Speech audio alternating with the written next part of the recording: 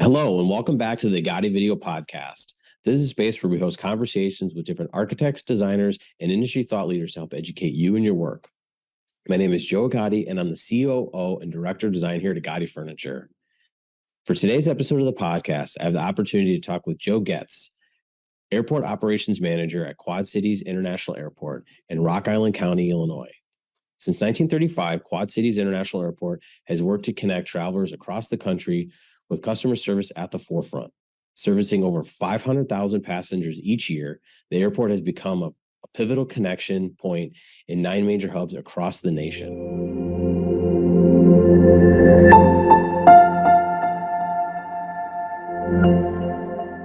Welcome to the podcast. It's great to have you here today. Thank you, Joe. Thank you for having me. It's a pleasure to be here. Yeah. So usually I like to just start off and get some background on folks. Like, how did you end up where you are today? Yeah, I kind of joke around that I've taken the big circle around the country. So I knew from a young age that I wanted to be involved in aviation. When I was a young kid growing up in Milwaukee, Wisconsin, my grandfather would often take me out to the airport to watch planes come in and land.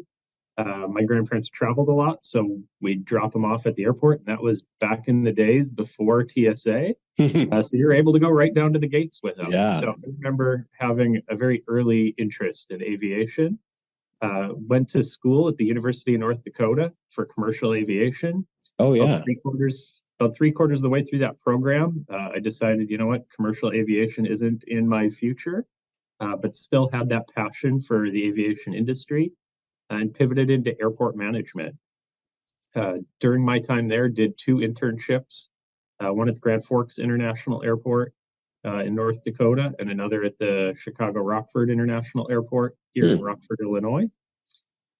Then took a first full-time job in Bellingham, Washington. After spending 6 years freezing in the frozen tundra up there in North Dakota, I always joked that I wanted to go someplace south. So I managed to go directly west to Bellingham, Washington. Spent 6 years there in ops ARF, still had a passion to move south. So I moved to Klamath Falls, Oregon. I finally made it south, was my joke. What I forgot to caveat was that I wasn't going to move up in elevation. So we went to 4,200 feet. We didn't really escape any of the snow removal that airports are notorious for in the winter, but gorgeous area. Yeah.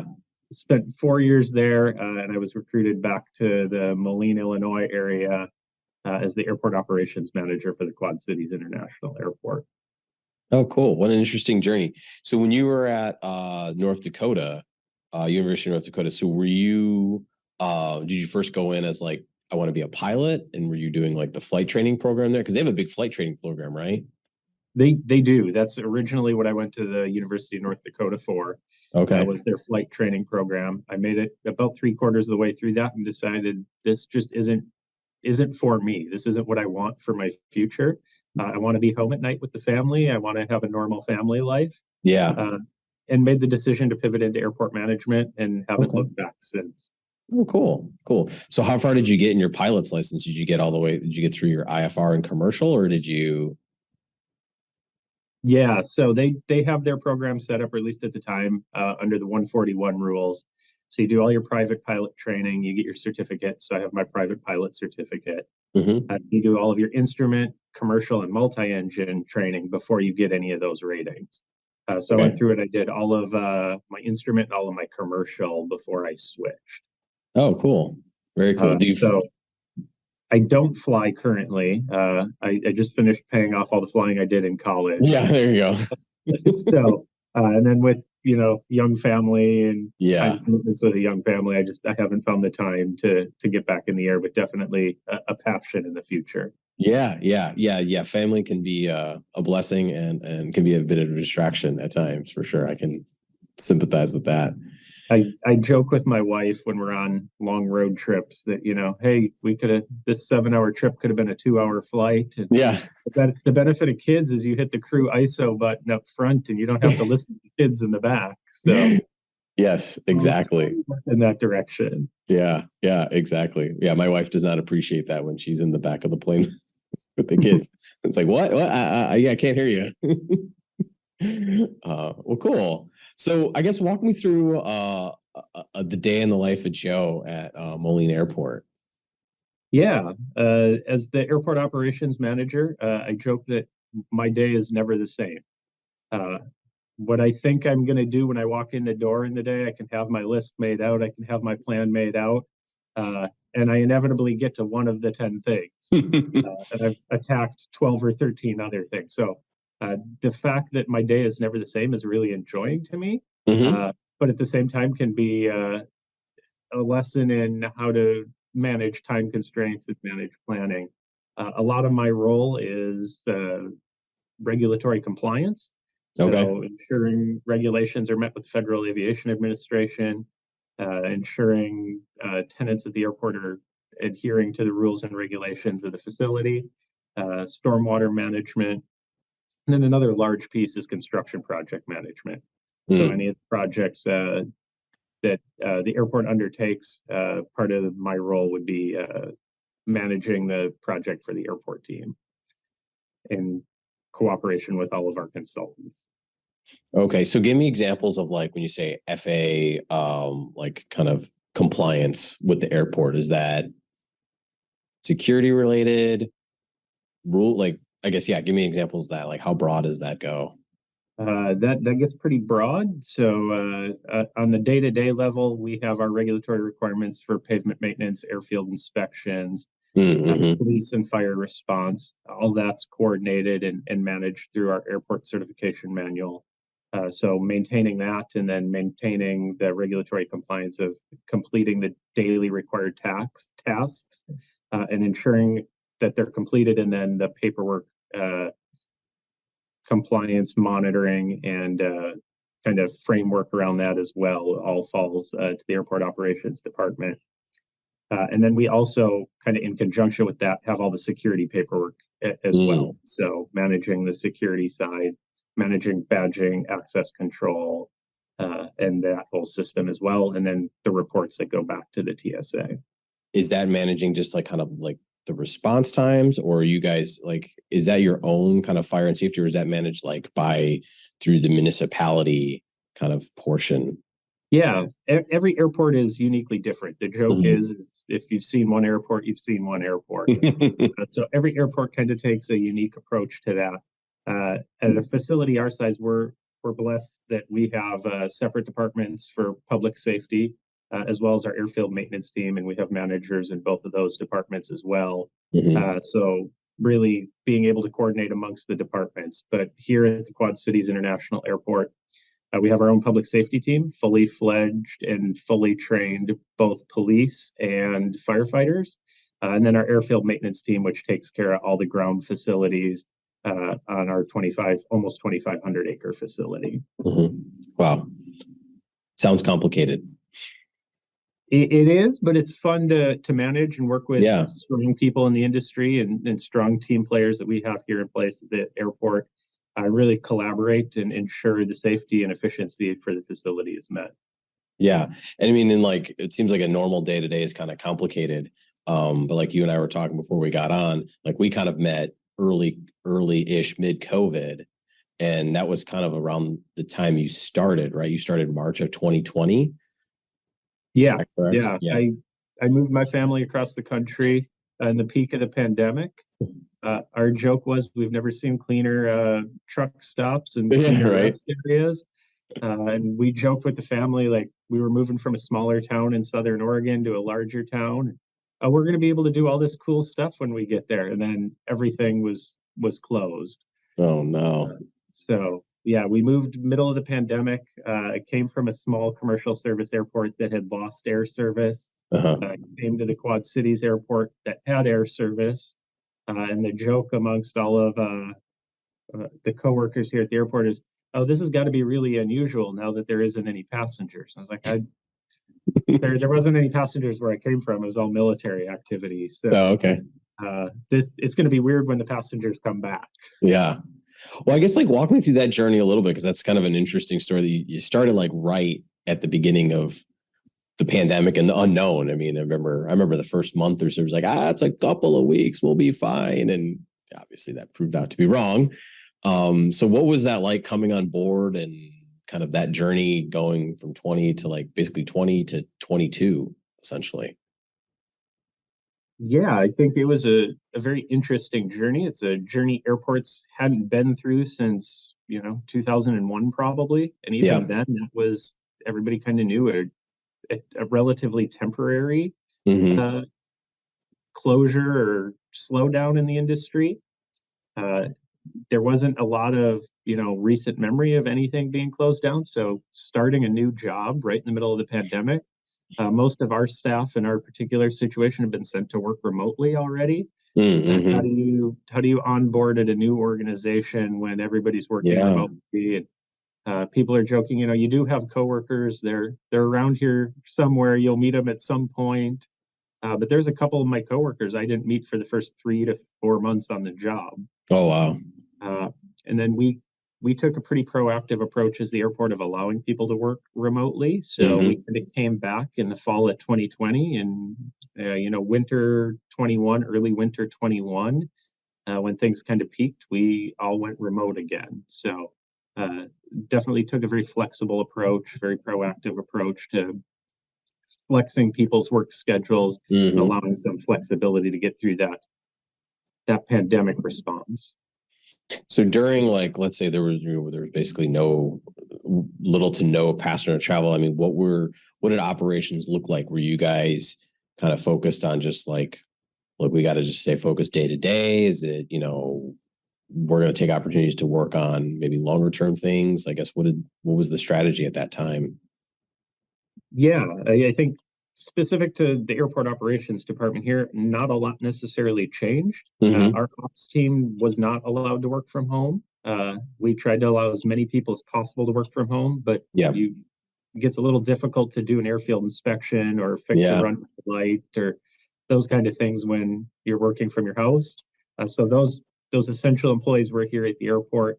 The Mm-hmm. regulatory compliance piece never really changed, so we still had to meet our regulatory compliance for daily airfield inspections, inspections of the facility, repairing the facility. So from an operational point, there wasn't a lot that changed. But as we kind of looked and things kind of looked like they were going to maybe string out a little more than they should have, we were starting to see a reduction in passenger flow Mm. in the terminal and subsequently in the parking lot. So we took the opportunity to do a lot of projects that maybe would have been every 3 4 years and capitalize on kind of the slow period to attack some of the deep cleaning type projects, the painting of lines in the parking lot. Gotcha. We were able to paint the entire parking lot, a 2,000 space parking lot, in a matter of a week, as opposed to Yeah. strategically taking the whole summer to do it and closing sections. Then looked at ways we can kind of spruce up different areas of the terminal, uh, and really capitalize on some staff efficiency given a decline in demand, maybe. Now, at the beginning, were you guys finding it was like, because I know some airports were finding it was like cheaper to get stuff done because you didn't have to close down as much and have to work odd hours. I mean, that's always the challenge in airports is, we got to do it after hours. And then obviously after hour labor costs a lot more. How did that work out for you guys? Yeah, I will say I don't think that impacted us as much as maybe some of our larger peers. We Mm-hmm. have a lot of space currently at the airport. The building was built in the concourse section of the building was built in 2001. Mm. It has a lot of capacity in it. So capacity isn't really a constraint. We've always had the ability to kind of flex spaces to some degree Oh, to be okay. able to meet those operational demands. What we found is we were able to get some of the larger projects done during that time that might have taken 2 or 3 weeks to Mm-hmm. do. We were just able to take a bigger bite of those with more staff availability during those times to kind of get that project jump started and done in maybe a shorter time than would have originally taken. Oh, cool. Yeah, that makes sense. So now that we're kind of like passing, I guess we'll call other side of pandemic. Are you seeing things coming back to what you would, I guess you started right at the beginning of the pandemic, but what you would think of as like more normal, more traditional? Like, I've been flying a bit more, and so especially during the summer, I mean, the airports have been definitely a lot busier. Are you guys seeing that trend through your airport as well now? Yeah, I think we're starting to see kind of a rebound back to normal. And it kind of came back pretty strong early 2022, early to mid 2022. Mm-hmm. What we have seen is we kind of plateaued.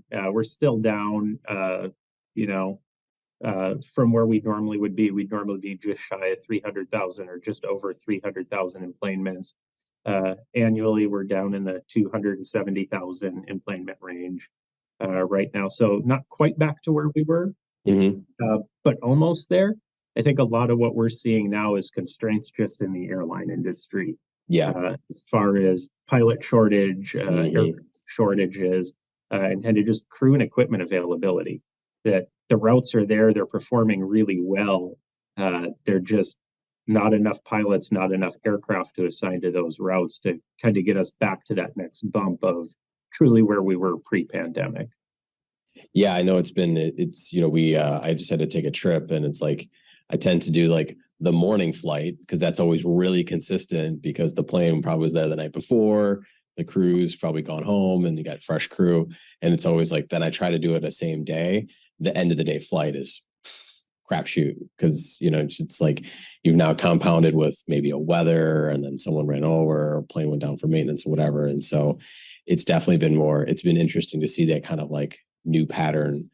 Pre-pandemic, you're right, it was like we're not dealing as much shortages now with pilots and crew and things like that. Are you running into the same kind of labor challenges on your guys' side with kind of staffing and maintaining and running the airport? Are you guys running short staffed, or you feel like you're finding people easily or adequately? Yeah, I think just like every other industry recently, especially coming out of the COVID pandemic, is there is an increased pressure, increased struggle maybe to bring staff on board. I would say we're not running shorthanded by any means. We're down a couple positions from maybe our normal. It's a little harder to recruit, but we're not down substantially. We're not seeing huge struggles to maintain staffing. Mm-hmm. What we have seen is it is harder to get, a full pool generated for different positions, and it maybe takes a little bit longer than it would have pre-pandemic. But we're pretty much status quo on the staffing. Okay. So just shifting gears for a second here, what is like the typical passenger that's coming through your guys' airport? Are you seeing a mix of business, family, mostly family, more business? Like what's that kind of passenger makeup? Yeah, we see a good mix of business and leisure travel. So one of the cool things about the Quad Cities area, we're the world headquarters for John Deere Okay. tractors or agriculture. So having a Fortune 500 company Mm-hmm. headquartered in your area obviously drives a lot of business traffic. Then we have a couple other major business clients in the area as well. So we see a good mix of business and pleasure. Mm-hmm. And then just upper Midwest area, we see a lot of leisure travel, especially to the Florida area. And that's kind of consistent all year long. So I'd say we're pretty good even mix. It flexes back and forth a little bit depending on time of the year, but pretty good mix of business and leisure. Gotcha. Have you seen your private jet travel stay high, or is it going back down, or did that peak for you guys? I know a lot of the smaller mid airports like saw a huge spike in private jet travel kind of through the pandemic and even a little bit post pandemic. Yeah, we don't necessarily track exactly jet to single engine propeller. Sure. One Or thing we private will plane say, travel, I should say. Yeah. right.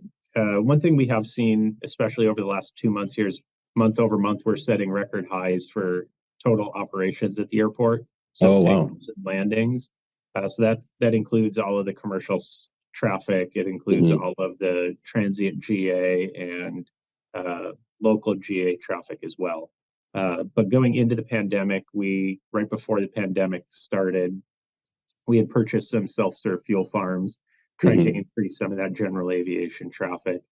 Really looked at how can we increase that traffic, what services are provided to those areas, opened up a pilot lounge down in that area. Mm. I think some of those methods we took pre-pandemic, the metrics are starting to show that they're paying off now. Like I said, for May and June, we set monthly records for total number of operations at the Oh, airport. wow. And we're not up to 3%, we're up as high as 20% in operations. month over month. So definitely seeing a huge increase in traffic at the airport in whole, both looking back pre-pandemic and coming out of the pandemic. So that has been one of the bright spots, is seeing that total increase in aviation activity at the airport. Yeah, absolutely. And out of the FBO or anything, you guys, there's not like a training. Is there a training service out of there at all, or no? So we do have two FBOs, Elliott Aviation, which specializes kind of in your medium-sized business jet overhauls. They're kind of their focus maybe right now is on G1000 upgrades out of their avionics shop. Then Rev Aviation is just starting up here on the field as well. Elliott doesn't offer any of the flight training or certified flight instructing. Rev does, and then we have one other standalone flight instructor on the field as well. So we have seen a large uptick in training activity at the airport. Having Class Charlie airspace that is relatively uncongested is a big win for the area. Yeah, it allows pilots to train in a pretty complex style airspace without the busy traffic of an O'Hare or a Milwaukee or type airspace. Yeah. No, you're right. That's actually that's a really good point. That is a big added benefit. It's like trying to train out of South Bend. It's like they can get really busy and then they can be dead. And they're like, they're a feeder across, if you're going east to west, you get transferred off to lots, so they can get real busy with Chicago traffic coming out of there. Yeah. So that's interesting. Well, I'm glad to see that the training has an uptick. To your point earlier, that's like the pipeline is, it's a long time to, whether it's maintenance or pilot or crew or whatnot, it's a long training cycle. So that's great. That's interesting. Yeah. We've been very excited about the aviation activity that's been generated recently. And we see it as investing in the future as well. So doing our part to help sustain the industry moving into the future and kind of the long road out of recovery from the pandemic. So would you say, like as of today, what do you think the biggest challenge is going forward for you guys? Yeah, the biggest challenges going forward, especially on the commercial aviation side, is industry-wide, continuing to find pilots and crew to man aircraft. And you see it across all realms of business. It's not just commercial aviation. We talked about it earlier. Everybody's kind of struggling to find staff. But when the airport relies on commercial aviation and the crew just aren't there, the demand starts to kind of reflect that as well. So trying to keep the supply meeting the demand. The demand's there, it's the supply is not there due to the crew shortages.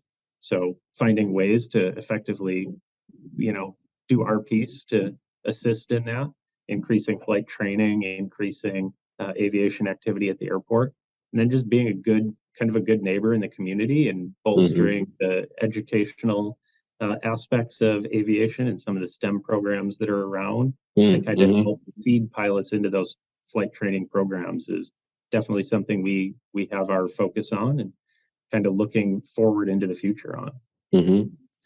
I want to go back to the question we were kind of just talking about too, and talk about through the context. Like, do you find your guys self where you're competing like with other airports, maybe about your size or maybe a little smaller? Is there like, sometimes people don't like think about it as like, well, an airport's an airport, but do you like have competition between other airports, maybe from the GA side, but do you see yourself competing on the commercial side too? If like, it's like, between, you guys or maybe like a Cedar Rapids or something like that, do you find that there's like competition there and like with either passengers or general aviation or something like that?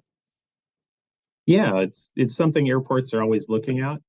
Obviously, Upper Midwest is fairly saturated with airports. We have Cedar Rapids, a little over an hour and 15-minute drive to the northwest of us. We have Chicago O'Hare, which is 2.5 hours east. We have Midway, which is 2 hours and 45 minutes to the east. Peoria is an hour away to the south. So it's something that the airport constantly looks at, constantly monitors. Where are passengers going? Where are passengers coming from? Why are they flying to and from there? And I don't want to say it's necessarily a competition-based thing, but it's definitely on the radar of what we can do to keep passengers flying local. Yeah, And there's some aspects that there's not a lot the airport can do about it. An sure. international flight to, Europe or Asia is always going to be a cheaper ticket out of Chicago. There's not a lot the airport's going to do to combat that. We'll try to make the pitch to fly local. Hmm. But especially when you start looking at other regional peers and looking what can be offered, what can be done, how do we keep people flying locally out of the Quad Cities? It's definitely something we keep on the forefront. Definitely something we keep our eye on and can attack and kind of go after with our marketing approaches as well. Yeah. So what do you guys do for marketing efforts? Like how does it's such a small industry, so it's probably foreign to a lot of people. Like, what does an airport do to market itself? Right, and that's one of the tricks with marketing for an airport. I'll kind of take your guys' example. When you market for seating, if marketing is driving somebody into a sales funnel and directing them to a point of sale. So Sure. for you guys at Agati Furniture, it's buy our furniture. We're going to get you to our website. We're going to direct you to our product line. We're going to get you to buy our product line. Okay. For the Yeah. airport, we're not really selling anything. We're marketing the airport to drive you into somebody else's sales funnel. Hmm. The benefit of that is any activity that's generated at the airport does have positive revenue for the airport. Yeah. So generating a passenger into somebody else's sales funnel kind of falls into our sales funnel as well. Hmm. But we do have a public relations and marketing department that does focus all of our marketing efforts. Hmm. We have a comprehensive marketing approach that includes, radio, television, social media, billboards out in the community. We're getting out speaking at community engagements Hmm. and kind of full on program that captures everything that goes on to try to generate that.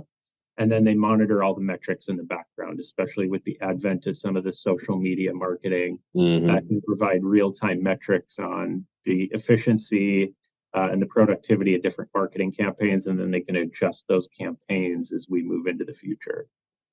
Gotcha. Do you guys like follow social media on like pros and cons of like what's going on in the airport? Like I was just down in Orlando meeting with them, and every 10 minutes, like, well, we have to think about this because on social media, everybody like, there's a lot of comments about this. So we have to we want to try to address that. And then we got to go over here and it's like, well, we get a lot of good comments about this. So we don't want to change that because everybody seems to like that on social media. And so are you using social media as like a tool like that too, or not as much? Absolutely. Yeah. Absolutely. Yeah. We Okay. use social media. It's kind of real world feedback or real Yeah. time Yeah. feedback. So you can have a good pulse on what passengers and tenants on the field are looking at. Hmm.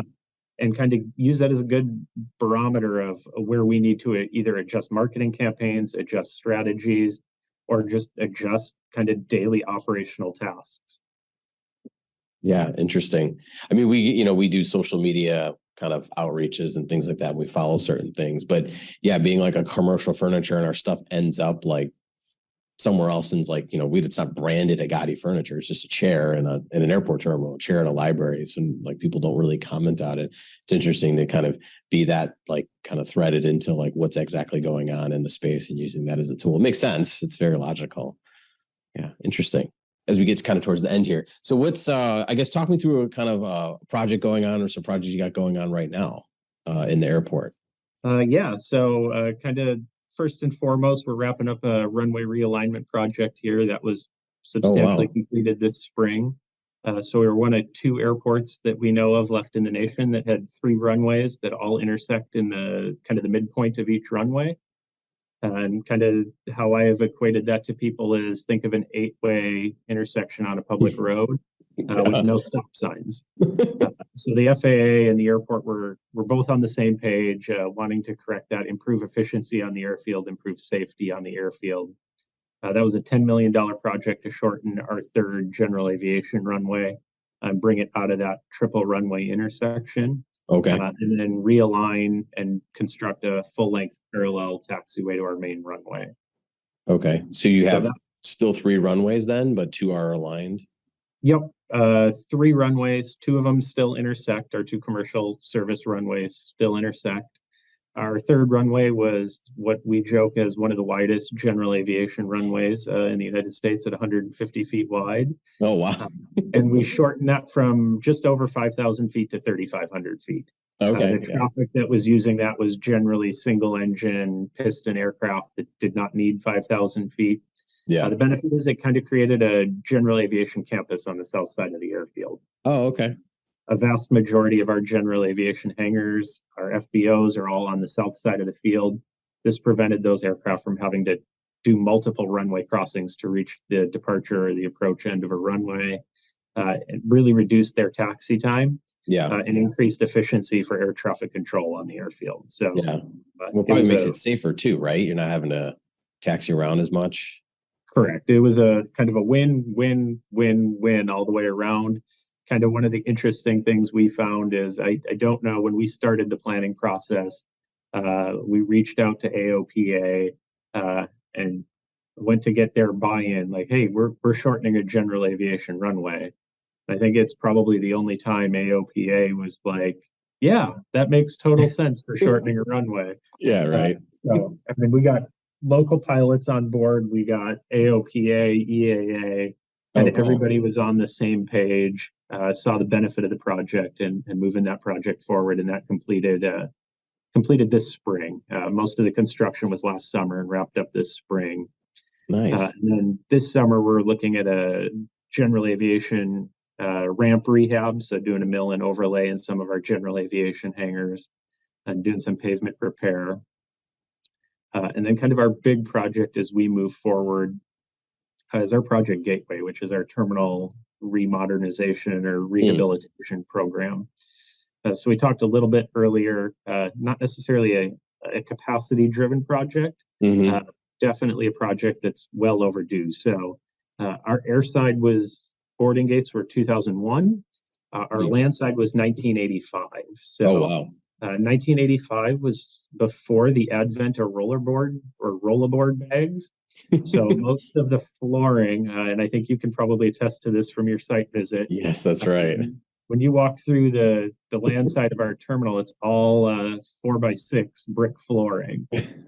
So with the advent of rollerboard bags, or when a custodial member brings a cart through, all you kind of hear is like a as the wheels go across all the bricks. The other downside is all of our TSA screening equipment is still out in the lobby. So working to move that back a house. Project Gateway is looking at primarily the land side of the terminal, doing a covered walkway or parking lane on the front of the curbside. Oh, yeah. Wow. Remodeling the inside of the terminal, getting rid of the brown brick floor, new ticket counters, new airline ticketing office space, a small addition for some new bag makeup and bag screening facilities, and pulling kind of that bag screening function out of the lobby to, the back of house, if you will. And then some updates, a small expansion of our TSA checkpoint, and some updates around some of the meter greeter area. So is that done as like a renovation then? You're not going to like tear something down and put something up. You're just going to overhaul the existing structure? Correct. Yeah. We're looking at kind of, like I said, a rehab or a remodel, if you will, not drastically altering the footprint of the current building. Some minor additions to the building, but largely just reusing the building and the footprint that exists now.